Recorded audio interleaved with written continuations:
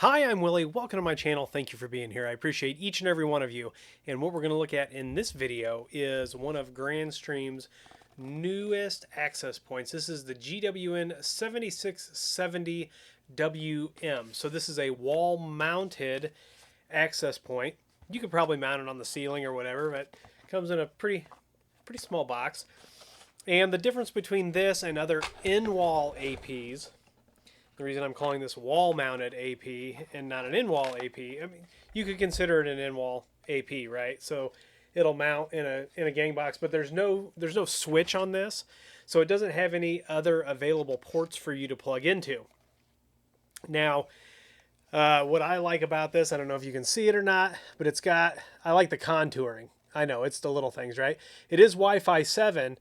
We'll look at the spec sheet, but you should know that this does not have 6 gigahertz. This is 2.4 and 5 gigahertz only.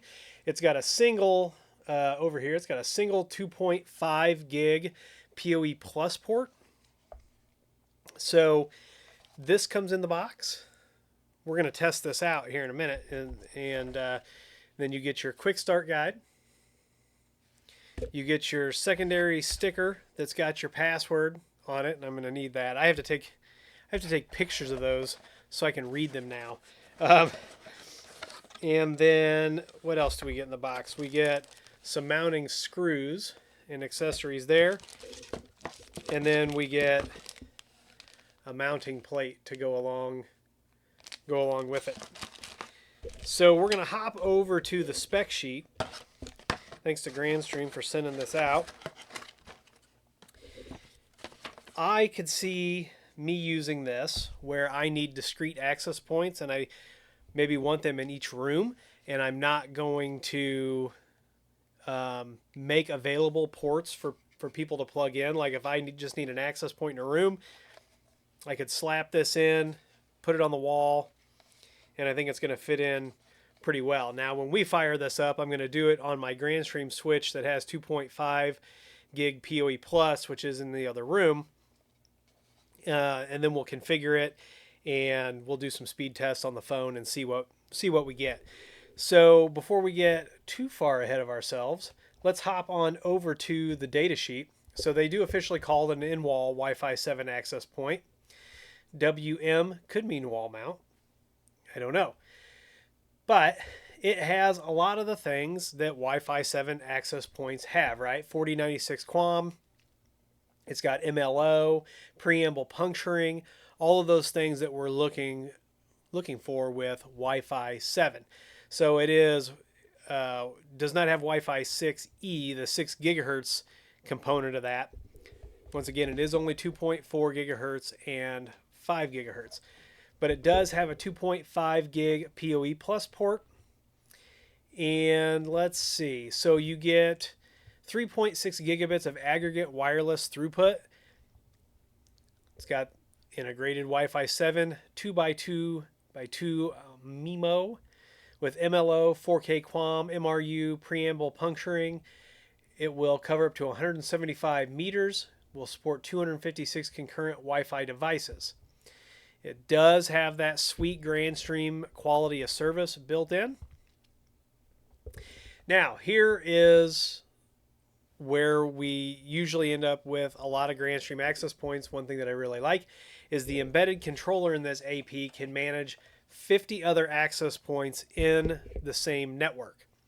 So if I'm going into a hotel, or if I'm going into a resort or something like that, and I want to manage it locally, I can manage all the APs with one AP. I can also manage it with the GWN routers, the GCC. I can manage it on-prem using GWN Manager, or I can manage it in the cloud with GWN.cloud. So you have so many different ways that you can manage these access points that one of these should fit you, right?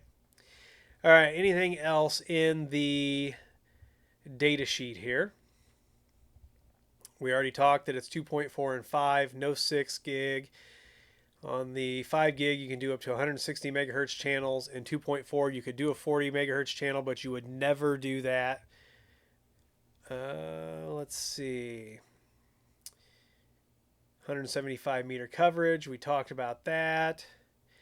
So you can have 16 SSIDs per radio on this for a total of 32 SSIDs per AP. If you think you have a need for that many SSIDs, reach out and we'll talk about some other options, because the more SSIDs, no matter who the manufacturer is, the more SSIDs you have, the more compute resources you're taking up, and you could impact the performance of your access point. 256 clients, 2.5 gig Ethernet. It's got a reset button. It does have low power Bluetooth, standard 5.3 in there. It's got a tri-colored LED. Supports all the things, right, that we are used to. Max power consumption on this is 5.5 watts. So what I'm going to do is I'm going to go ahead, I'm going to take this in, I'm going to power it up. So now, if you've watched some of my other videos, you know that this access point is going to be about 20 to 25 feet away from me, with obstructions in the way, some sheetrock, a couple layers of drywall or sheetrock, and some other things behind me here, and it's not going to be mounted optimally. So keep that in mind. So I'm going to go plug this in. I'm going to open it up. We're going to run this standalone. So we're going to see how it handles all of the other Wi-Fi that I've got going on here. And we'll do some speed tests. So sit tight, and we're going to hop into this and get the interface pulled up, get it configured, take a look at all the options. Be right back. All right, so we found the AP, and here is our login screen. So we're going to type in this password. Like I said, I had to take a picture. I need to go get my eyes checked, I think. I can still tell the difference in Ethernet color, so I'm in good shape. It is primary. It's the only AP, so we're going to hit sign in.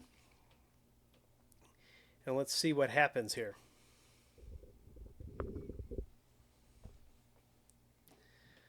Loading data. It did just boot. Okay, so now we have a setup wizard. So we'll walk through the wizard. Next. It's a single AP, so we'll say next. And we're going to set an SSID on this, and we're going to set this as, you know what? We're going to leave it as that default. We're going to change the mode to WPA3. And let's see, we're going to leave this, and then we're just going to change the WPA pre-shared key to 1, 2, 3, 4, 5, 6, 7, 8, 9. This is the member device. We'll go ahead and hit complete. Yeah, and it's going to discover other APs on my network. We're not super interested in those at the moment. All right, so we've got one online AP.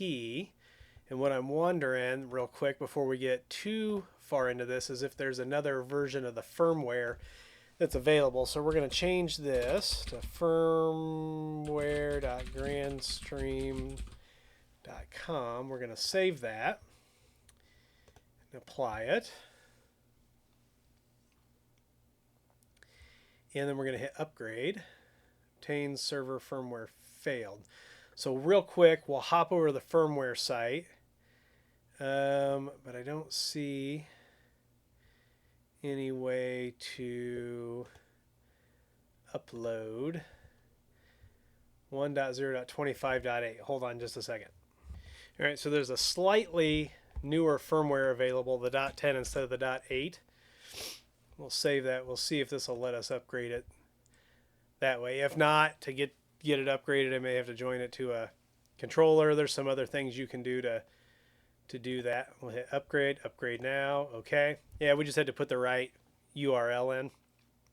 So this is going to upgrade real quick, so we're on the latest when we're poking around. So I'm going to go ahead and pause this. When the upgrade's done, we'll be right back.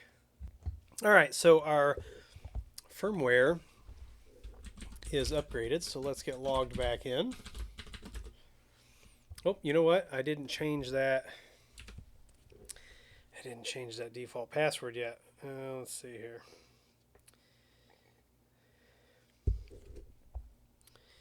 You're going to hear me talk a lot until I get my eyes fixed about how I need to go get new glasses. All right, so we got that same setup wizard again, but we don't need to go through that because we already did it. So this this interface should look familiar. One thing I like is whether it's the PBXs, whether it's the switches, the access points, the routers, everything, the UI is becoming very, I wouldn't say singular, but everything is becoming very familiar. So there's a lot less of a learning curve really with this. So if we go to access points, we can see here that we are the primary and we're the only one. And then under configuration, if we edit this, we can change the device name, give it a static IP, give it a either IPv4 or IP version 6. So all Grandstream devices do support IP version 4 or IP version 6. We can change the LED settings, on, off, schedule. We can do band steering. We can do a schedule for the Wi-Fi.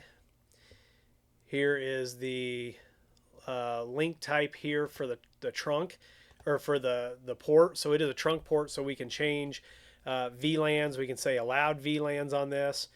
Here we can change all of our 2.4 and our 5 gigahertz settings. And we can change a lot of that on the radio down here. Now, if you are managing multiple access points, a lot of these settings that you saw under configuration, it says use radio settings, right? So when we do the radio settings down here, we can set these settings for multiple devices if we are managing them. All right, so back to our SSIDs. So right here you can see we don't have a VLAN, but it is enabled on 2.4 and 5. It is WPA3 in the client bridge mode. And we can come in here and we can turn on MLO. And we'll do that here in a minute, and we'll do a couple different speed tests. We have all of our stuff down here for enterprise voice, 802.11r, K, and V. We can run ARP proxy if needed. We can enable a Bonjour gateway. We can enable multi VLAN. We can do a target wake up time. Configure WP series devices. SSIDs can be quickly created and sent to WP series for one-click networking configurations for our WP phones, apparently. That's a new feature. Here we'll be able to see our clients. Under access control, we can do access control lists. Here's our time policy where we can create that time when people are allowed to connect, not connect. We got our banned clients. Here's our bandwidth rules. So we can come in here and we can do per SSID, per client, MAC, IP address. We can change this upload, download limit. We can turn that on or off for different SSIDs. We've got our private pre-shared keys here that we can configure. Every Grandstream access point gives us the ability to run the captive portal on the actual devices themselves. So if you're interested in captive portal, that's already built in.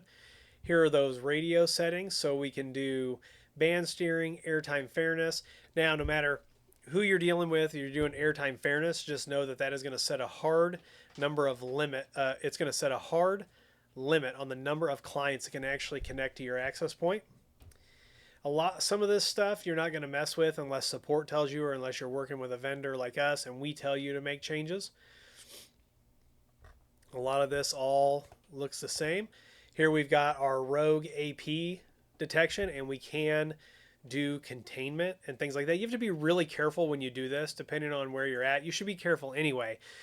But if you are messing with other people's Wi-Fi, you can get in trouble. So here's detected rogue access points. Here we've got a firewall, so we can actually set firewall rules on the AP, and it can delegate those rules to the clients. We've got ARP, attack, defense, and ND, attack, defense. Under service, we have hotspot 2.0. So this is where you can offload carrier traffic. So if you have an agreement worked out and the cell phone carriers and you are working together, when people come within range of your APs, they will actually connect to your APs, and you'll offload data from the cellular carrier to your network, and you actually get paid when you do that. If that's something you want to see a video on, let me know. We've got SNMP down here. We've got our DHCP server. So yes, each access point can have a DHCP server built in. We can also do DHCP relay, TR069 for service providers, L2TP v3, which we are going to get into. Then under system, we've got the same settings that we were looking at before. So we can actually put a management VLAN on this so that it doesn't sit in a network with your clients. We've got rebind protection, all of our time settings, our country settings. And down here, the CLI, you can see it is enabled. Under account, we can change the admin password here. Mesh, you can turn it on and off. And you can select which interface actually meshes, whether it's the 5G or the 2.4 and the 5, how many wireless cascades you can have. By default, that's 3. And then if we had mesh configured, we could, and we had meshed APs, we can see our topology there. Here's that system schedule that we talked about. So you can have multiple schedules. Maintenance, this is where we upgrade the firmware, back up the configuration. We've got syslog. We can send all of our logs to an external syslog server. Hugely helpful. And then we have alerting. So we can do email alerts. And then here we can configure which alerts we want to send. So the next thing we're going to do is we're going to go to our SSIDs. I'm going to find this on my phone. And this is without MLO. And remember that we can influence the band that clients connect to, but in the end, it's up to the client, right? So if you need clients to only connect on 5 gigahertz, only enable 5 gigahertz if you don't want to worry about that headache. So what I'm going to do is I'm going to pull up my internet, and I'm going to connect to the GWN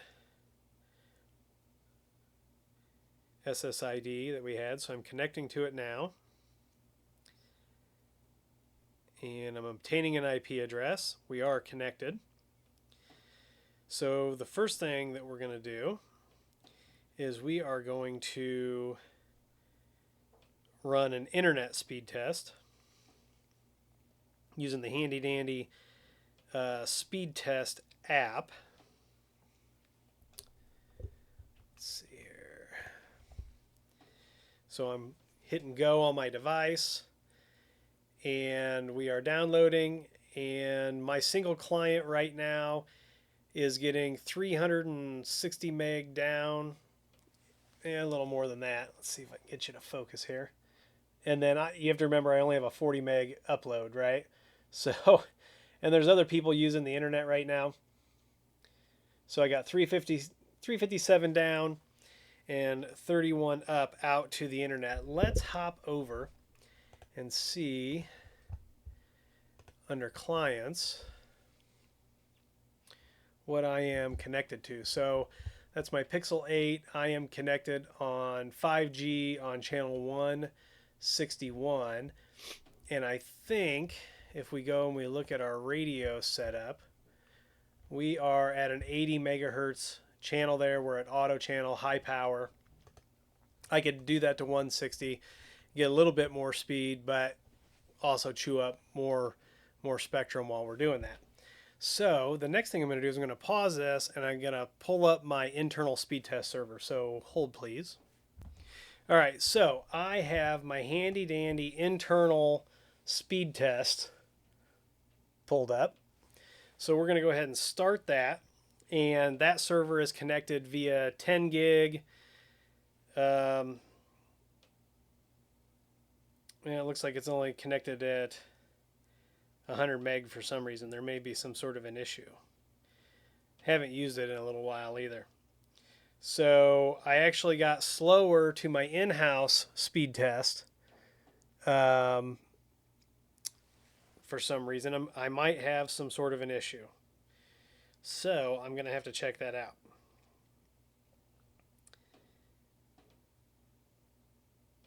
Yeah, because I should be getting way more than 125 megabits a second. So I'll have to redo the internal speed test server and see what we get on that.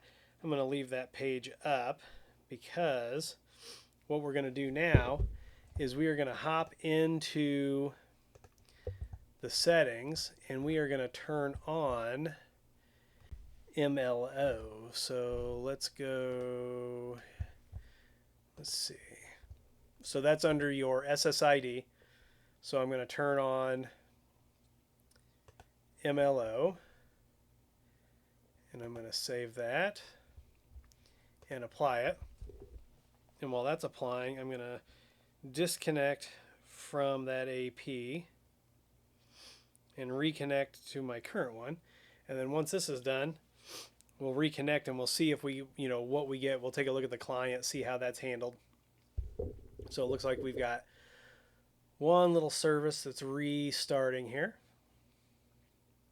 I kind of like that they show us too when they're rebooting things on the equipment, like what is changing. You can see all these different services that have to run these modules to make an access point work. I think it's pretty cool.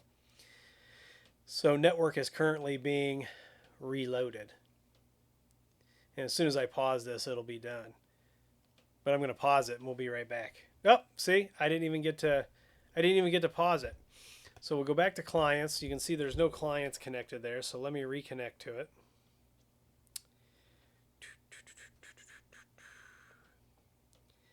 So we are going to connect to it here. It says we're connected. Let's refresh this and see what we get.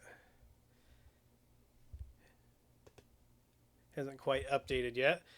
While that is updating, we're going to bring our speed test back up. And I'm going to run the speed test. Same speed test as before. And I'm getting about the same speed. So might be hitting, just some issues. Maxing that upload though. So 336 down, 40 meg up. Let's try the internal speed test server. Yeah, my ping is actually getting worse to my internal speed test server, and I don't know why. So I'm definitely going to have to check that box out. But with MLO turned on, and I don't know if this is a real thing or if the box just woke up since it hasn't been used. But now on the download internally, we've gotten 424, and then we got 529 up. And I'm actually, now we're getting like close to 500 down. And so the access point is actually in my full-size rack at the top. And, when you're looking at full-size racks, you've got your bar across the top. So it's stuck behind there. And so it's touching metal and it's leaning, right? So it is definitely not an optimal installation. Let's go back to this. And now you can see that I am connected on the 2.4 gigahertz on channel 11 and on 5 gig at 161. So, and my physical connections here, so when you look at your link rate, that's like your physical. On the 2.4, we're at 243 down, 229 up is what we're kind of negotiated at. And then 5G, 816 down, 864 up. Also, if I wanted to block this client, I can click this little block button. If I want to kick us out, we can kick off there. We can edit this client. Come in here to the client. We can add bandwidth rules to the client right from here. We can also set static DHCP if the GWN access point was our DHCP server. So I am excited to see where Wi-Fi 7 goes with Grandstream. I know we have other APs coming out. It'll be interesting to see if we get another AP like this that does have the pass-through ports. Maybe they'll give us something with a 5 or a 10 gig port on the back. I'm not sure exactly what the future holds for the in-wall or on-wall or wall-mounted APs. I really like the look of this. And if you're trying to just provide Wi-Fi in a room, an open room, if you had small conference rooms, and you've already got, you know, uh, gang, uh, gang plates that are covering up holes on the wall, you could just slap one of these over there, and put it up. Also, if you think I have a configuration wrong on this and that could be affecting my speeds, let me know down below. And let me know if you've tried these out, if you're going to try them out, what you're looking at from Wi-Fi 7 standpoint. Let me know down below. And if you like this video, give it a thumbs up. Subscribe, comment, and share. Follow me on Twitter and TikTok. Those links are down below, along with affiliate links, a Patreon link. And if you need IT consulting, whether it's Wi-Fi, wired networking, security, voice over IP, storage, all those things, head on over to williehowe.com. Fill out the contact form that's on the front page, and someone will be in touch with you as soon as possible. Don't forget to come on over to community.williehowe.com and talk about this access point or any other access point. Just come on over, start a conversation. You can see we've got a lot of people over there that have got a lot of expertise, and I even ask questions, right? So come on over and join the community. Once again, I'm Willie. I want to thank you for being here, and as always, I'll see you in the next video.